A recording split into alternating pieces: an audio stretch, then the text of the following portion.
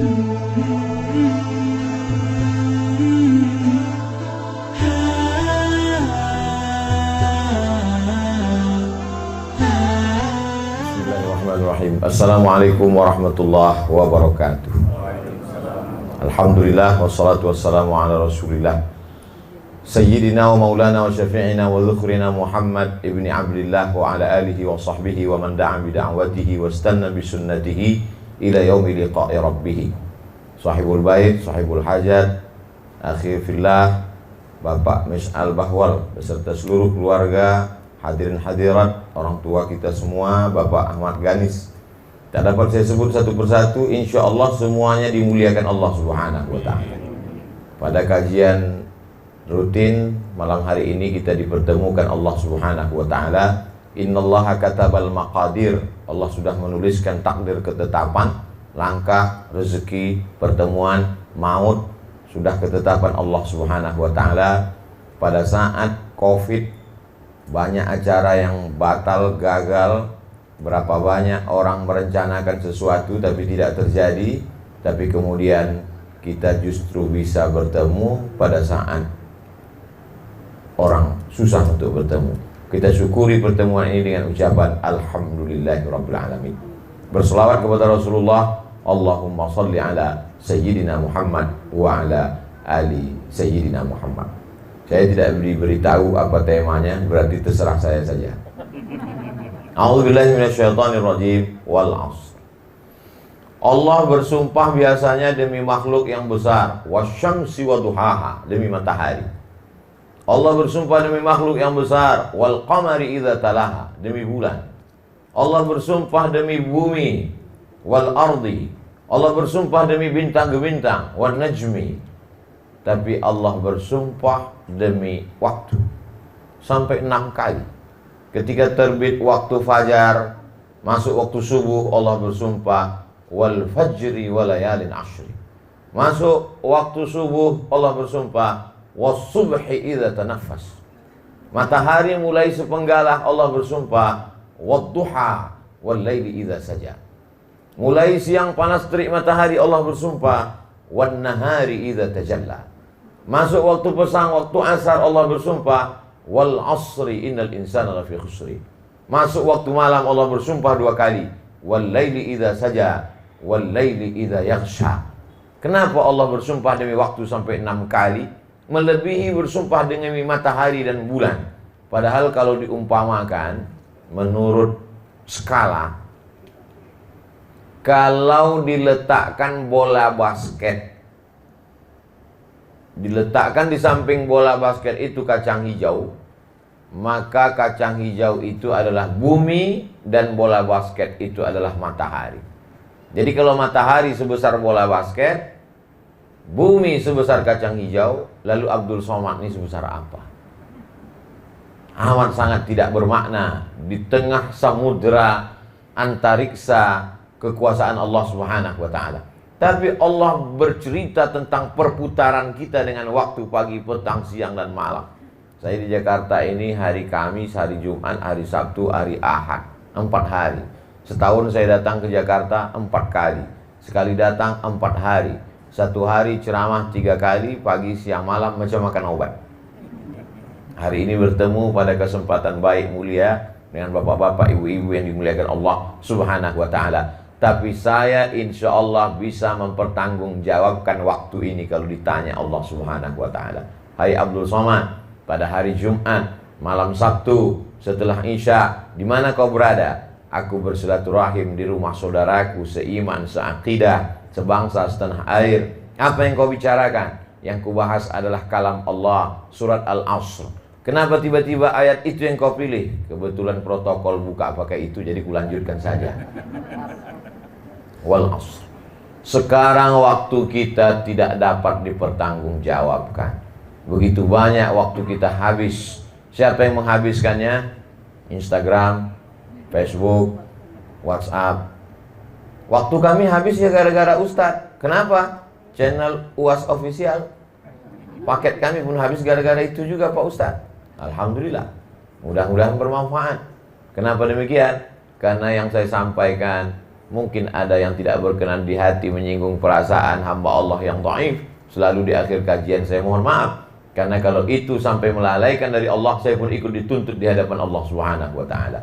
Tapi insya Allah, setiap ada orang mengatakan, Ustadz ini hari kelahiran anak saya, suami saya, bapak saya, tolong Ustadz berikan ucapan barakallahu fi umrik, semoga Allah berikan berkah pada usiamu. Setiap menit, setiap detik akan diminta tanggung jawab di hadapan Allah Subhanahu wa taala. Malam ini kita bisa bertanggungjawabkan. Andai Abdul Somad mati malam ini, ditanya Allah Ta'ala, hai Abdul Somad, bagaimana waktu yang kutitipkan padamu kau isi? Kuisi dengan baik ya Allah. Bertemu bersama orang baik, pada waktu yang baik, membicarakan yang baik. Mudah-mudahan kita selalu istiqomah dalam kebaikan. La tazulu qadama 'abdin yaumal qiyamah, kaki anak Adam tidak akan pernah bergeser pada hari kiamat hatta yus'al, sampai dia disoal, ditanya. Bercerita tentang pertanyaan bertemu dengan Allah nanti, pertanyaannya banyak sekali. La tus'alunna yauma idzin 'anin na'im. Semua nikmat yang diberikan Allah akan ditanya. Berapa kali kedipan mata, berapa detak jantung, berapa tetes darah dicuci buah pinggang, berapa hembusan napas dari paru-paru, semua akan disoal, ditanya Allah Subhanahu wa ta'ala. Tapi di antara pertanyaan itu ada 4 bocoran soal. Pertanyaan yang pertama adalah an umrihi fima afna, umur kemana saja kau habiskan. Bicara tentang masalah umur, kenapa tidak ditanya uang kemana kau habiskan? Uang nanti. Sampai hari ini belum ada orang lahir bawa kartu ATM. Kenapa tidak ditanya harta? Harta nanti. Nanti setelah punya jabatan, dapat harta warisan, durian runtuh, baru dapat. Tapi umur sudah dapat ketika kita lahir. Inna ahadakum yujma'u khalquhu fi batni ummihi arba'ina yawman nutfah. 40 hari dalam bentuk cairan. Summa yakunu 'alaqatan mithla dhalik. 40 hari dalam bentuk darah. Summa yakunu mudghatan mithla dhalik. 40 hari dalam bentuk daging. Cairan berubah menjadi darah, berubah menjadi daging. 40, 120 hari, yursalul malaku, dikirim malaikat, ditiupkan roh. Saat itulah kita sudah punya usia. Maka sebelum lahir ke dunia, kita sudah punya umur. Makanya kalau ditanya orang, berapa umurmu? Kau mau tanya cara penghitungan 3. Menurut kalender Hijriah, menurut kalender Masehi, atau menurut kalender ditiupkannya ruh. Mau yang mana? Ustaz Somad, kalau ditanya orang umurnya berapa? Ya tergantung. Saya jawab pakai bulan Komariah, Muharram, Safar, Rabiul Awal, 1 tahunnya berarti ada diskon 11 hari. Atau dijawab pakai Syamsiah, Januari, Februari, Maret, April. Tapi kalau dihitung menurut umur sejak ditiupkannya ruh ke alam rahim, maka kita semua selama ini sesungguhnya salah menyebut umur, karena kita jauh lebih tua daripada sejak hari kelahiran kita. Itu kan hanya kita serentak saja sepakat di seluruh dunia bahwa kita dihitung lahir sejak saat melihat alam semesta. Disitulah ditulis di akta kelahiran, lahir tanggal sekian. Namanya siapa? Thariq. Yang betul alifnya panjang, Thariq. Tapi memang tertulis begitu nama dia di surat. Namanya Thariq. Rupanya lahirnya di jalan. Nama yang betul adalah Thariq. Was-sama'i wat-thariq. Saudara yang dimuliakan Allah Subhanahu wa ta'ala.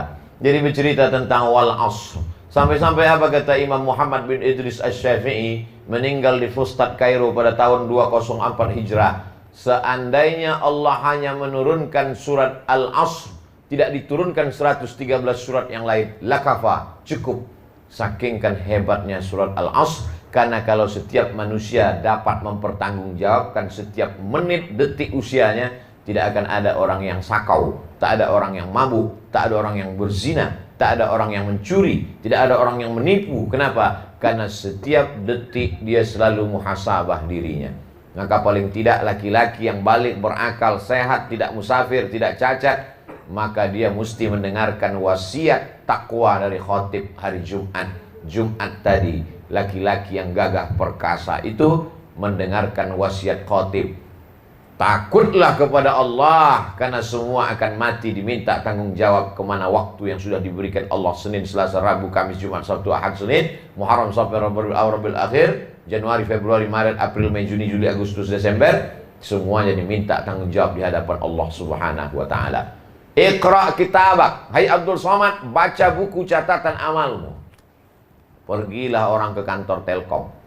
Ketika sampai mau bayar uang telepon, dia komplain. Tidak mungkin saya bicara sebanyak ini. Selama ini saya pakai handphone, pakai telepon rumah jarang-jarang. Kenapa tagihannya sampai 10 juta begini? Pegawai Telkom tidak mau ribut-ribut, dia diam saja. Dia cukup kasih print out. Dia lihatkan. Ibu baca aja sendiri. Ibu memang tidak pakai. Suami ibu memang tidak. Tapi anak ibu malam-malam jam 2 itu ada printnya. Begitu juga dengan kita. Inna alaikum lahafizin, bersama kamu ada malaikat kiraman katibin, kiraman mulia, katibin mencatat. Ya'lamuna ma taf'alun, mereka tahu apa yang kau lakukan. Maka ketika orang faham makna wal asri, dia tidak ingin ada satu detik pun waktu itu terbuang sia-sia dan hampa. Kalaupun dia berkata-kata yang keluar dari mulutnya adalah nasihat, kalaupun dia diam, diamnya adalah fikir, geraknya adalah zikir. Kalau dia bertemu, pertemuannya silaturahim. Kalau ada orang mengajaknya membicarakan aib orang lain, dia katakan, lebih baik kita bersolawat. Andai dia tidak mau menggurui orang lain, mungkin dia mencari-cari alasan. Ada yang lebih bermakna, ada yang lebih baik. Jadi kalau ada pengajian rutin seperti ini, keluarga, sahabat, tetangga, kerabat, maka diteruskan. Karena dengan itulah kita dapat saling mengingatkan bahwa waktu yang sudah berlalu habis sudah.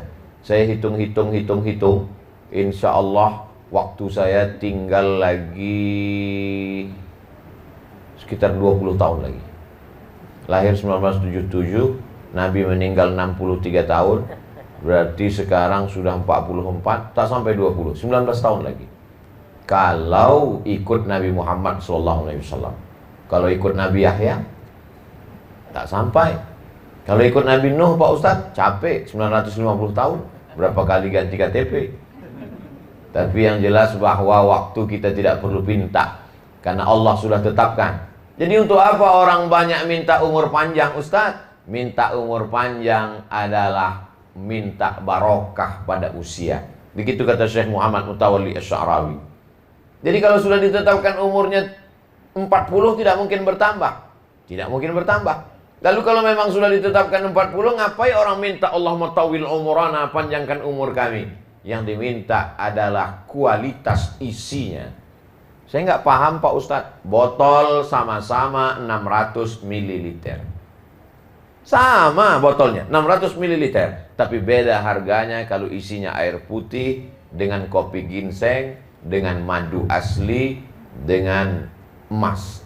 Jadi botolnya boleh sama, tapi isinya berbeda. Isinya itulah yang kita minta ketika kita minta umur panjang. Ada orang yang usianya hanya 17 tahun. Anak umur 17 tahun hafal Quran 29 juz, mandi di sungai, terpleset, meninggal, mati. 17 tahun. 30 juz bersarang di kepalanya. Tapi ada orang yang umur panjang, jangankan 30 juz, juz 30 pun hilang-hilang timbul di kepalanya. Bapak Ibu yang dimuliakan Allah SWT, yang Ustadz sindir, yang Ustadz bicarakan ini jamaah? Enggak, saya sendiri. Banyak hafalan saya hilang. Oleh sebab itu, maka kita selalu meminta keberkahan usia. Kenapa? Karena usia inilah pertanyaan pertama yang akan dihadapkan di hadapan Allah Subhanahu wa taala. La tazulu qadama 'abdin, kaki anak Adam tidak akan pernah bergeser, bergerak. Hatta yus'al, sampai dia ditanya, kenapa kaki tidak bergerak? Berarti kita tidak duduk. Karena kalau kaki bergerak, berarti telapak kakinya tegak berdiri. Yaumal tafatis saqu bisaq, hari itu betis ketemu dengan betis. Hari ini kita ketemu lutut dengan lutut, berarti duduk. Di hadapan Allah kita tidak tamu yang mulia. Hari ini Abdul Somad dimuliakan, yang lain duduk di karpet, saya di kursi. Orang lain capek nyari kursi, saya disediakan kursi. Maknanya kita di hadapan Allah bukan tamu yang terhormat, tapi kita adalah terdakwa, terhukum, yang akan diminta pertanggungjawaban di hadapan Allah Subhanahu wa taala.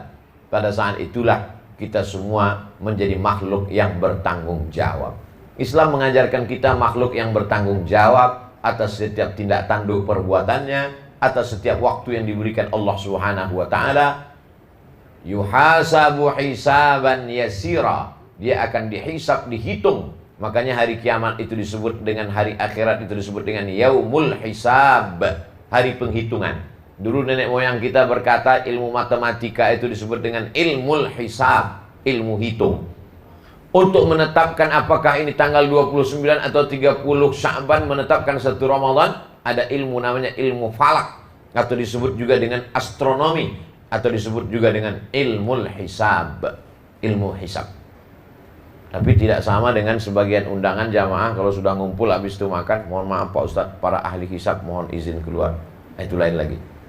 Saudaraku yang dimuliakan Allah Subhanahu wa taala, maka ketika nanti segala amal kita dihitung, dihisab, maka yang pertama dihitung, dihisab adalah usia, umur.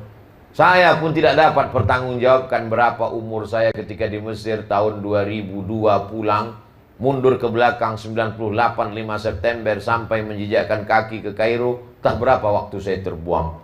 Setelah itu pergi saya ke Maroko, banyak juga waktu yang terbuang. Mudah-mudahan karena doa jamaah, doa kita bersama, diampunkan Allah segala silap dan salah kita. 10 menit di dalam WC pun orang bisa kena dosa. Makanya ketika keluar dia katakan, langkah kaki kanan, ghufranaka, ampunkan aku ya Allah. Memangnya dia buat dosa apa di dalam WC? Mana ada orang buat kesepakatan korupsi di WC? Kenapa tiba-tiba dia keluar dari WC dia katakan ghufranaka, ampunkan aku ya Allah? Karena ternyata selama di WC itu ada waktu yang terbuang luar biasa. Ada waktu yang terbuang. Ada yang bertanya ke saya, Ustadz Somad, ya, saya baru saja musafir dalam satu perjalanan. Terus kebetulan karena mau buang air kecil ke toilet, mampir ke salah satu rest area. Di dalam WC itu saya maaf jongkok. Pas di depan saya ada tulisan, sejahat-jahatnya setan pun tidak menghisap tembakau saat jongkok. Apakah itu hadis Pak Ustadz? Tidak ada hadis, saya bilang. Kalau ada hadis cerita tentang tembakau, hadisnya palsu. Karena tembakau tidak sampai ke Nabi Muhammad SAW. Alhamdulillah Pak Ustadz kalau tidak hadis. Kalau gitu siapa yang buat? Nggak tahu. Mungkin dia sedang nulis itu pun sambil merokok juga gitu. Saudara yang dimuliakan Allah Subhanahu wa taala. Kenapa orang keluar dari kamar mandi, toilet mengucapkan dari lidahnya, ampunkan aku ya Allah. Karena dia merasa banyak yang tidak bisa dipertanggungjawabkannya selama berada di dalam. Tapi hebatnya orang beriman, begitu mau masuk dia katakan nama Allah, maka selama di dalam itu pun bernilai ibadah. Dia katakan Allahumma inni a'udzubika minal khubusi wal khaba'is. Aku berlindung kepadamu dengan namamu ya Allah. Itulah hebatnya agama Islam. Setiap amal perbuatan kalau disebut nama Allah, maka dia berubah menjadi ibadah. Datang, bertamu, makan, minum, ngobrol, kongko-kongko, pulang, hilang, habaan mansura, seperti debu dihembus angin. Ambil tepung, letakkan ke telapak tangan, hembus, hilang, tak bermakna. Tapi begitu diisi dengan 3 Bismillah, Alhamdulillah, Allahumma salli ala Sayyidina Muhammad wa ala ali Muhammad. Di dalamnya tidak ada perbuatan maksiat dan dosa, di dalamnya tidak ada ghibah, namimah, adu domba, cerita aib orang, maka pertemuan kita ini bernilai ibadah, dapat kita jadikan bekal menghadap Allah Subhanahu wa taala. Bagaimana dengan masa lalu kami Pak Ustadz yang banyak hilang, tak dapat kami pertanggungjawabkan? Ma min muslimin yuznibu dzamban. Kalau ada orang yang buat silap salah berdosa, summa yatatahhar, mandi taubat. Cara mandi taubat Pak Ustadz seperti mandi wajib. Mandinya di mana Pak Ustadz? Tuh kolam renang. Basah dari ujung rambut ke ujung kaki. Mana yang dulu basah Pak Ustadz? Tidak diatur. Mau kepala dulu, mau kaki dulu. Kalau salto kepala dulu. Tidak diatur. Yang penting bersih semuanya. Bagaimana kalau dia tidak bisa mandi Pak Ustadz? Wudu. Tidak bisa wudu, tayamum. Tayamum tidak bisa juga, ditayamumkan. Seperti orang kena penyakit COVID, lalu kemudian meninggal dunia. Takut kalau dia dimandikan menyebar wabah, maka dia ditayamumkan. Tapi kalau terkena kulit tetap juga menular Pak Ustadz. Yang mentayamumkan itu pakai baju astronot. Saya ketemu tadi beberapa astronot di depan. Mandikan, tayamumkan. Tapi ribet kalau pakai debu Pak Ustadz. Pakai mazhab Maliki. Mazhab Maliki bisa bertayamum hanya dengan batu saja, tidak ada debunya. Yang pakai debu mazhab Syafi'i. Mazhab Maliki cukup dengan batu. Saya pertama kali sampai ke Maroko, melihat di masjid-masjid di bawah tiang itu banyak sekali batu-batu bulat. Dan orang Maroko ketika musim dingin dia tidak berwudu. Masuk dia ke masjid, dia usap batu itu. Baru saya paham, itu ternyata guna batu itu bertayamum. Maka jamaah yang sulit membawa debu di ruang ICU di rumah sakit, saya sarankan keluarganya, kau bawa aja batu gilingan dari rumah. Tapi kalau bekas cabai kau cuci dulu bersih-bersih. Karena kalau mau bawa debu ribet, sulit, payah. Jangan sampai orang yang dalam keadaan susah, sulit, sempit dunia ini, lalu kita persulit, padahal ada banyak pendapat ulama, maka dia bisa bertayamum dengan cara yang mudah, lalu kemudian daripada dia tidak sholat sama sekali. Selama sehat dia tidak pernah ingat Allah. Saat dia masuk ke rumah sakit, ruang ICU, sayup-sayup suara azan terdengar dari celah-celah jendela. Hayya 'alas shalah. Meleleh air matanya ingin sholat. Maka datang anaknya, istrinya membawakan batu, tayamum bang. Jangan sedih, nggak lama lagi, 3 hari lagi selesai ini.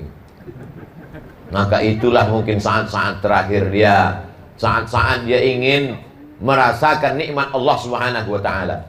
Maka siapa yang tidak pernah buat dosa, boleh jadi orang yang di awal hidupnya banyak buat amal kebaikan, tertutup dengan su'ul khatimah karena dia takabur, angkuh, sombong. Tapi berapa banyak orang yang awal hidupnya bergelimang dosa, kemudian datang takutnya kepada Allah, di akhir-akhir usianya dia mendapatkan husnul khatimah. Al-umuru bi khawatimiha, segala perjalanan hidup ini dinilai dari akhirnya. Yang sudah beramal soleh, yang sudah istiqamah, jangan angkuh, jangan sombong. Yang masih dalam gelimang dosa, merasa dirinya bersalah, lebih baik menjadi pelaku dosa yang merasa diri bersalah daripada pelaku amal soleh merasa diri paling baik dan orang lain semuanya penghuni neraka. Masalah orang yang sudah taubat adalah dia melihat dirinya di surga, yang lain masuk neraka. Paling mengerikan sekali, yang dianggapnya masuk surga itu cuma 4. Dia, bininya, menantunya, sama mertuanya. Lain daripada itu masuk neraka semuanya. Padahal kita tidak tahu, kita hanya berharap rahmat Allah Subhanahu wa ta'ala. Yang pertama kita bahas wal asr. Innal insana lafi khusr. Inna, sesungguhnya. Insan. Insan diambil dari kata uns. Uns artinya jinak. Kenapa manusia ini disebut insan? Karena dia jinak. Lawan dari liar. Kambing, sapi, kerbau. Liar. Maka kalau ada manusia yang liar, jangan panggil dia insan. Lalu, jangan pula panggil binatang, marah dia. Maka dia bukan manusia. Karena sifat manusia adalah uns, jinak, lembut. Insan diambil dari kata nasya. Nasya artinya lupa. Kenapa setiap kali mau sholat imam tetap mengingatkan, sawus sufuf, luruskan shaf. Kepada jamaah yang berada di ujung, tolong lengkapi dulu, jangan langsung shaf kedua. Padahal kemarin baru saja diucapkan luruskan shaf. Subuh tadi diluruskan shaf, zuhur diulang lagi. Zuhur diluruskan shaf, asar diulang lagi.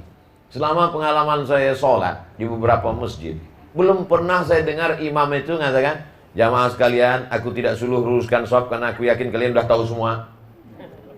Dia tetap mengatakan luruskan shaf. Kalau dulu luruskan shaf dan rapat. Sekarang karena Covid, luruskan aja, nggak usah rapat. Karena takut tertular.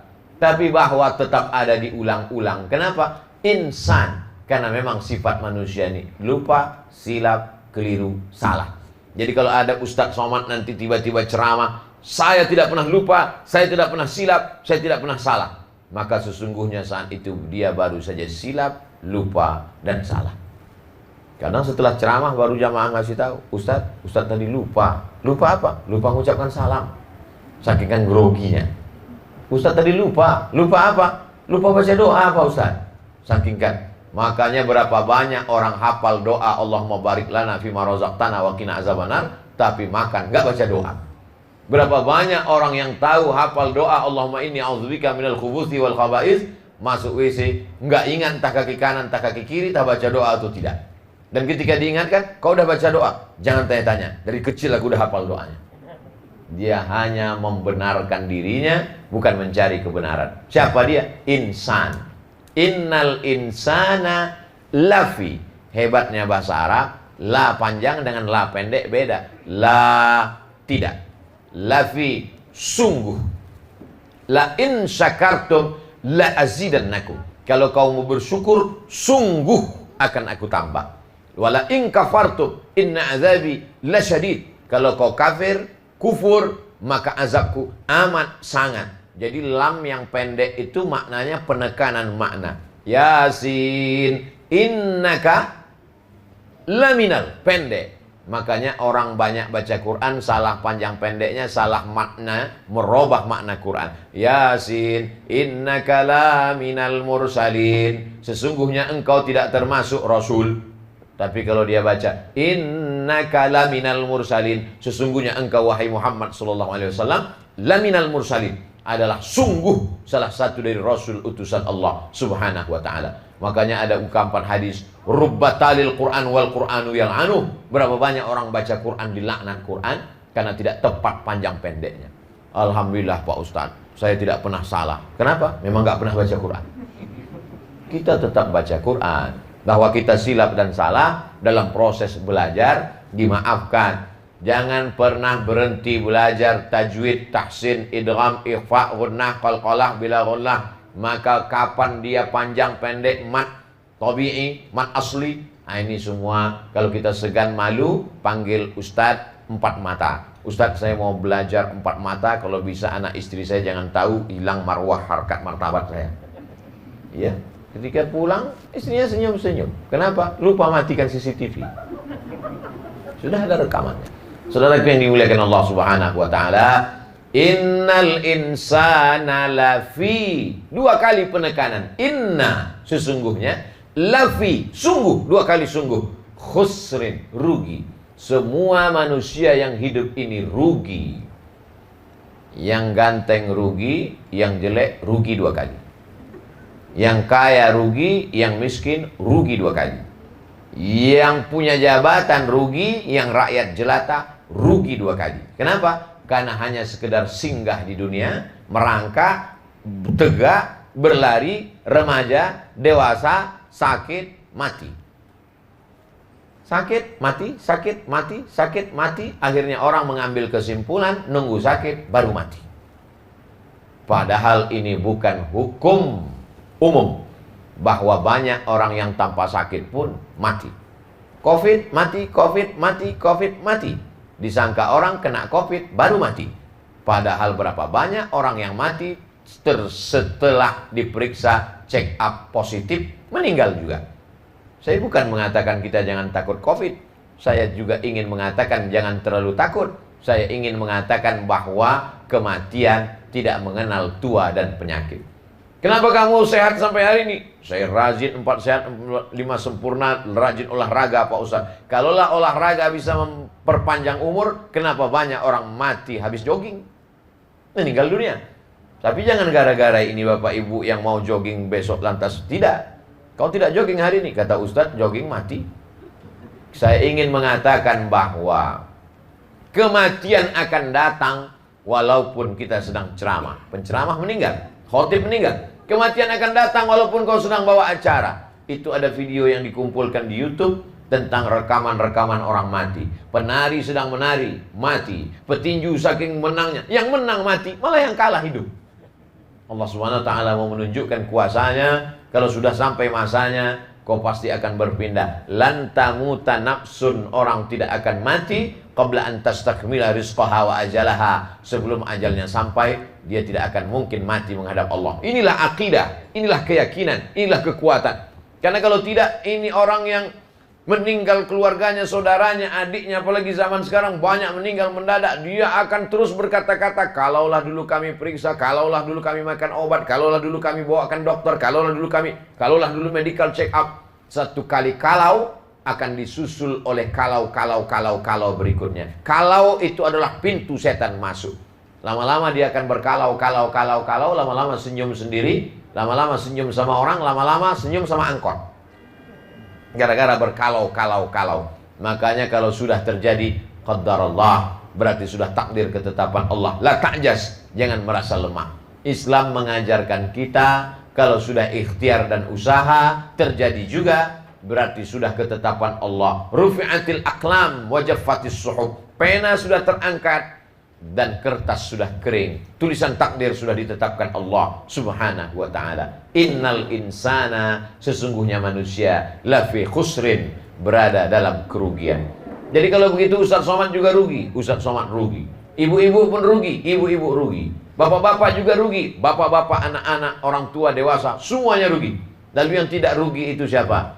Masuk pembahasan yang ketiga. Illalladzina amanu, kecuali orang yang percaya. Orang percaya dia tidak akan rugi. Percaya kepada siapa? Percaya kepada Allah Subhanahu wa ta'ala, dan percaya bahwa Allah mengirim Rasulnya. Rasul itu bernama Sayyidina wa Maulana wa Syafi'ina wa Dhukhrina Muhammad sallallahu alaihi wasallam. Kenapa Ustaz sebut Sayyidina? Bukan saya yang nyebut Sayyidina. Yang nyebut Sayyidina itu Nabi sendiri. Ana sayyidu waladi Adam. Aku ini adalah pemimpin anak cucu keturunan Adam.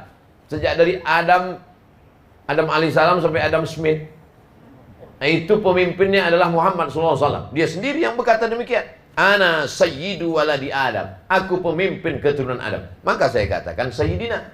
Kenapa Ustaz katakan Maulana? Dia sendiri yang berkata begitu. Man kuntu maulahu fa'ali maulahu. Siapa yang mengatakan aku pemimpinnya, maka Ali adalah pemimpinnya. Dia sendiri, maka saya katakan Sayyidina wa Maulana. Mengapa Ustaz katakan Syafi'ina? Karena tidak ada yang bisa mendirikan pertolongan kecuali dia. Man zalladzi yashfa'u indahu illa bi'idnih. Tak ada yang bisa mendirikan syafaat kecuali dia. Dia syafi'un musyaffa'. Dia diberikan kuasa Allah untuk memberikan syafaat kepada hamba-hamba Allah. Maka saya katakan Sayyidina wa Maulana wa Syafi'ina. Mengapa Ustaz katakan Dhukhrina? Karena dia adalah kebanggaan kita, ayah kebanggaan kita, karena dia sebab kita, ibu kita hamil. Ibu kebanggaan kita karena kita menumpang di perutnya 9 bulan 10 hari. Tapi dia kebanggaan kita karena dialah mengenalkan kita tentang siapa yang menciptakan kita. Ar-Rahmanur Rahimul Malikul Qudusus Salamul Mu'minul Muhaiminul Azizul Jabbarul Mutakabbir. Maka kita katakan dia Dhukhrina, Sayyidina wa Maulana wa Syafi'ina wa Dhukhrina Muhammad sallallahu alaihi wasallam. Setiap kata yang saya ucapkan insya Allah bisa saya pertanggungjawabkan. Oh, jadi Ustaz kalau ngomong nggak sembarangan? Tidak. Itu buktinya sekarang banyak yang mengatakan di YouTube Ustaz ngomong sembarangan. Dia nggak nonton dari awal sampai akhir. Paket dia nggak cukup, dipotong-potongnya video saya. Setiap kata-kata yang saya ucapkan ada pertanggungjawabannya, ada dalil-dalilnya, ada argumentasinya berdasarkan dalil-dalil yang saya pelajari dari guru-guru saya. Sayyidina wa Syafi'ina wa Dhukhrina wa Maulana Muhammad sallallahu alaihi wasallam. Innal insan, semua manusia ini rugi sejak dari zaman dulu sampai sekarang. Illal ladzina amanu, kecuali orang yang percaya kepada Allah Subhanahu wa ta'ala. Kalau memang Tuhan itu ada, mana dia Pak Ustaz? Sekarang kita sedang berhadapan dengan satu mazhab namanya ateisme. A tidak, T Tuhan, isme aliran. Ateisme aliran yang meyakini tidak ada Tuhan. Kata dia Tuhan itu hanya imajinasi, Tuhan itu fiksi, Tuhan itu fiktif, Tuhan itu tak ada. Kalau memang Tuhan itu ada, mana dia Pak Ustaz? Saya hanya percaya kepada sesuatu yang bisa dilihat oleh mata, didengar oleh telinga, disentuh oleh tangan, ditangkap oleh panca indera. Kalau tidak ada, maka berarti kalau dia tidak ada. Berarti kalau tidak dapat ditangkap oleh panca indera, berarti dia tidak ada. Oh, jadi kalau begitu, kalau tidak nampak berarti tidak ada? Tidak. Kamu ke Jakarta naik apa? Naik pesawat. Sebelum masuk ke pesawat, mereka di Angkasa Pura memeriksa kopermu. Betul. Kemana kopermu masuk? Apa diperiksanya satu-satu? Mana sanggup petugas memeriksa koper? Dimasukkannya ke dalam kotak hitam. Di dalam kotak hitam gelap bertutup itu, maka ketahuanlah bahwa di koper itu ada sesuatu. Tiba-tiba petugas airport curiga, dia panggil, siapa yang punya koper ini? Buka, buka. Setelah dibuka, dia sangka ganja, rupanya daun salam. Masak rendang. Dari mana petugas airport bisa tahu di dalam koper itu ada daun salam, padahal sudah dimasak, direndam, digodok? Bisa. Ternyata ada cahaya di dalam ruang gelap itu, nama cahayanya X-ray. Dibuka tirai ruang gelap, gelap tak ada cahaya. Padahal sebenarnya ada cahaya X-ray. Kalau cahaya X-ray saja tak bisa ditangkap oleh matamu, apalagi cahaya Allah Subhanahu wa taala. Falamma tajalla rabbuhu lil jabali ja'alahu dakka. Ketika Nabi Musa alaihissalam ingin melihat Allah, aku ingin melihat engkau ya Allah. Allah tunjukkan bukan dirinya, hanya bagian dari cahayanya di atas bukit Tursina. Fakharra Musa sa'iqa. Musa pingsan. Dan ketika setelah Musa tersadar, apa kata Musa? Tubutul ana, taubat aku ya Allah. Tak ingin lagi aku ingin meminta melihat pancaran cahayamu, karena pingsan Nabi Musa alaihissalam. Abdullah bin Abbas ditanya, wahai Abdullah bin Abbas, ya, sebesar apa cahaya yang dilihat oleh Musa ketika dia pingsan itu? Abdullah bin Abbas tidak menjawab dengan kata-kata, dia jawab dengan ujung jarinya. Sebesar ujung kelingking cahaya yang dilihat oleh Nabi Musa di atas bukit Tursina.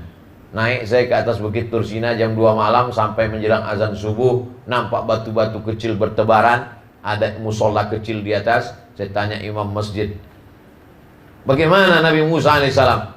Ketika Nabi Musa melihat cahaya itu, hancur berkeping batu-batu ini, maka sampai hari ini ditunjukkan Allah kuasanya. 3 umat berada di atas menantikan terbitnya matahari. Orang Yahudi membaca Talmud, Zabur, Taurat sambil menunduk. Orang Nasrani berada di atas, ada gerejanya. Dan orang Islam pula ada musola surau kecil di atas. Semua orang Islam yang naik ke atas masuk ke dalam musola. Apa mau sholat subuh? Kedinginan, minta ampun angin kencang. Saudara yang dimuliakan Allah Subhanahu wa taala, jangankan mau melihat pancaran cahaya Allah, melihat cahaya X-ray pun matamu tak bisa menangkap. Kalau tidak bisa dilihat oleh mata, saya tidak percaya Pak Ustadz. Oh, jadi kalau tidak bisa dilihat matamu, kau tidak percaya? Tidak. Pernahkah engkau melihat wajahmu? Pernah. Karena ada cermin. Bagaimana kalau cermin tak ada? Wajahmu pun tak bisa kau lihat. Kalau begitu wajahmu tak ada karena tak bisa kau lihat. Bagaimana ceritanya awal manusia bisa melihat wajahnya? Ketika seorang manusia letih lelah dalam perjalanan panjang, berhenti dia bernaung di bawah kayu yang rindang. Di bawah pohon kayu itu ada air tergenang. Kira-kira seperti air inilah. Kayu rindang, ada air tergenang. Dia lihat ke air itu, dia lihat nampak wajahnya. Itulah cikal bakal cermin awal mula manusia melihat wajah. Kalau melihat wajahmu saja kau tak bisa, bagaimana kau mau melihat wajah Allah Subhanahu wa taala? Jadi kalau ada nanti orang menantang-nantang, kalau tidak bisa lihat mata, maka saya tidak percaya Tuhan itu ada. Bawa dia ke rumah Pak Mis'al, suruh nengok wajahnya di situ. Setelah nampak, cemburkan dia ke dalam. Biar sadar dirinya bahwa dia tidak ada apa-apanya di hadapan kuasa Allah Subhanahu wa taala. Bule-bule yang putih datang pergi ke pulau Bali di pantai Kuta untuk berjemur. Untuk apa? Menghitamkan kulit yang putih. Apa yang datang? Cahaya ultraviolet. Apa nampak hitam itu masuk dari matahari ke kulitnya? Tak nampak. Tapi ada. Tidak semua yang ada bisa kau lihat oleh matamu. La tudrikuhul absaru wa huwa yudrikul absara. Allah tak bisa kau tangkap dengan matamu, tapi Allah bisa melihat pandangan segala yang halus. Tapak kaki semut yang hitam, di atas batu yang hitam, di tengah samudra yang gelap, di tengah malam yang kelam, nampak Allah Subhanahu wa taala. Allah bisa dirasakan dengan rasa orang yang takut kepada Allah Subhanahu wa taala. Nun, kau yang jauh di sana, padahal orangnya amat sangat dekat. Kenapa mulut berkata jauh? Karena rasa di dalam. Kata-kata terlalu miskin untuk bercerita tentang rasa yang ada di dalam hati manusia. Innal insana lafi khusr. Sesungguhnya manusia itu dalam kerugian. Illal ladzina amanu, setelah beriman, wa amilus sholihat. Dalam Islam tidak cukup hanya teori iman. Aku percaya kepada Allah, percaya kepada Muhammad SAW, percaya kepada Quran, percaya kepada malaikat, percaya kepada hari kiamat, percaya kepada takdir. Buktinya mana? Maka mesti ditunjukkan dalam bentuk amal nyata konkret yang bernama amal soleh. Iman tak bisa dilihat. Makanya di KTP kita tidak ditulis agama iman, karena iman tak bisa dilihat. Tapi yang ditulis disitulah agama Islam.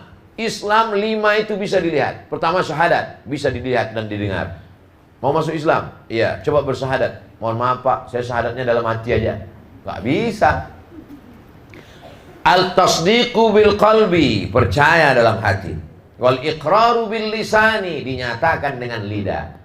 Wal amalu bil arkani, dilaksanakan dengan anggota tubuh. Selesai sholat Jumat nanti kepada seluruh jamaah jangan pulang dulu, karena ada saudara kita yang baru saja dapat hidayah malam tadi akan bersyahadat dipimpin oleh imam. Asyhadu an la ilaha illallah, asyhadu an la ilaha illallah, wa asyhadu anna Muhammadar Rasulullah, asyhadu anna Muhammadar Rasulullah. Satu masjid tahu. Mengapa satu masjid mesti tahu? Karena kalau dia tidak bersyahadat di depan orang banyak, mati dia bersyahadat di kamar sendirian, siapa yang mengurus jenazahnya? Setelah dia bersyahadat, kita mengurus akidahnya. Tidak hanya sekedar menyaksikannya bertanda tangan, mengeluarkan sertifikat mu'alaf, tapi kita juga memberikan kain sarung, mengontrol sholatnya. Maka dibuatkanlah apa yang disebut dengan mu'alaf center. Dibimbing kajian-kajian khusus, diberikan pengenalan Islam. Ada teman saya, kawan saya, sahabat saya sekantor mau masuk Islam, Pak Ustaz, jangan dipersulit. Aku mau masuk Islam, bagus. Katanya dalam Islam itu sholat banyak. Enggak, cuma sholat maghrib aja. Jangan dia dipersulit.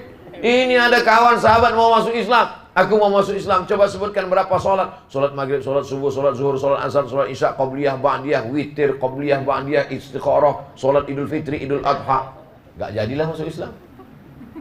Dia mau masuk Islam, mendengar ceramah di halaman masjid, khotibnya bercerita, yang pertama kali berkhitan adalah Nabi Ibrahim alaihissalam. Umurnya 80 tahun, dipontong pakai kampak.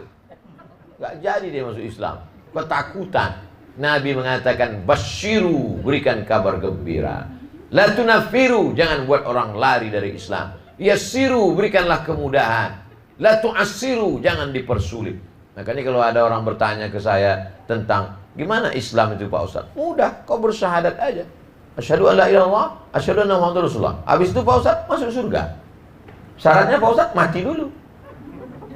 Ini gitu mudahnya dalam Islam. Ustaz terlalu memudah-mudahkan. Bukan saya, Nabi yang bicara. Man qala la ilaha illallah Muhammadur Rasulullah dakhalal jannah. Siapa yang mengatakan la ilaha illallah Muhammadur Rasulullah masuk surga. Kalau saya masuk Islam Pak Ustaz, bacaan-bacaan sholat Al-Fatihah. Ayatnya Pak Ustaz kulhu. Masa pendek gitu Pak Ustaz? Yang udah lama Islam aja kulhu kok.